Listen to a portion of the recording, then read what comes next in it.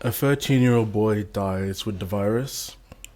There are riots and gang activity in Italy.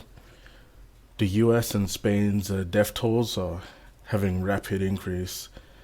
And the world is getting even crazier. This is day 8.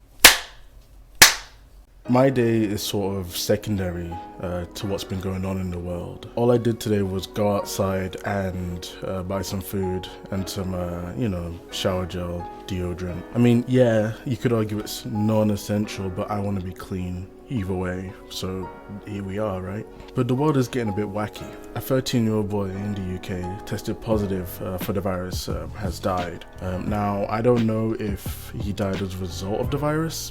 If that is true, then like with the 21-year-old woman, that is very scary and very disturbing news. You know, all known for a while now, there's this sort of like assumption that if you're young and healthy, you'll be fine.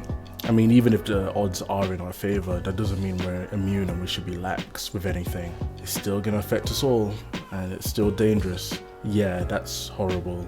But I guess something that's been a little more on my mind really is the news of riots and organized crime in Italy. Now, you know, Italy has been in lockdown since the beginning of the month. So they've been at this lockdown stuff for a month. Naturally, there's unrest. A man was stopped from robbing a grocery store, and he was with his mum, and he was begging the police to, leave him alone because they don't have any money anymore. So he's turned to, stealing. And that's the whole situation in Italy. They're sort of like compensating those who had employment with money, but I think if you were unemployed, you're sort of left in the dark here. Yeah, people are starting to starve out there, and it's not looking good. It's not looking good at all. So that's pretty scary. I heard talks of New York being like a sort of epicenter for the virus, which is concerning, very concerning. Yeah, it's not good. Definitely not good. Spain as well. I do have a few friends who are in Spain right now because they got, they went on vacation and, lockdown happened there. Or, they've always been, in Spain, and I've met them through various means. So for them to be in a very tough spot with like death tolls and cases, rising as fast as they are, that's quite terrifying too.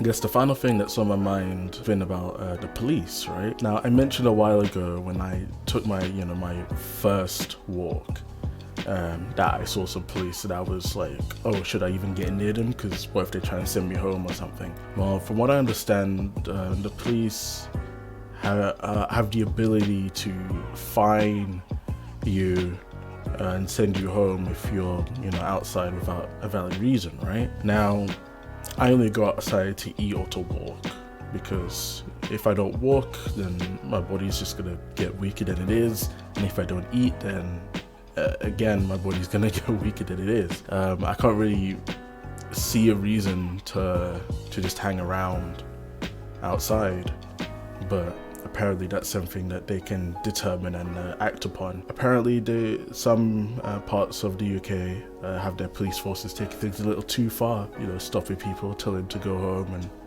so on and so forth. Some of it they have the legal rights to, and some they do not. It was only a matter of time before some sort of authority took advantage of the situation. I don't think it's purely with good intentions. I think sometimes it really is just like being in a position of power just enables you to do, really lame things. It's not the best news, but I think we've all accepted that things will definitely get worse before they get better. I've been saying as long as we do what we're supposed to do and try and keep ourselves in a positive state of mind, this will pass and everything will be okay and there will be no worries. But man, a depressing day full of news. It's kind of shocking actually how different things are in here than opposed to everywhere else.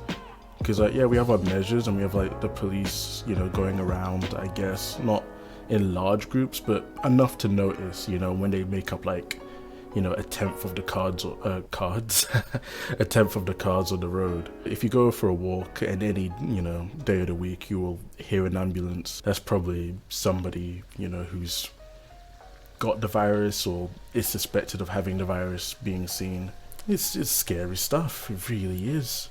But it's really not as bad as, you know, police, you know, abusing their authorities, or gang violence, and people organizing to raid stores and shops and things over social media.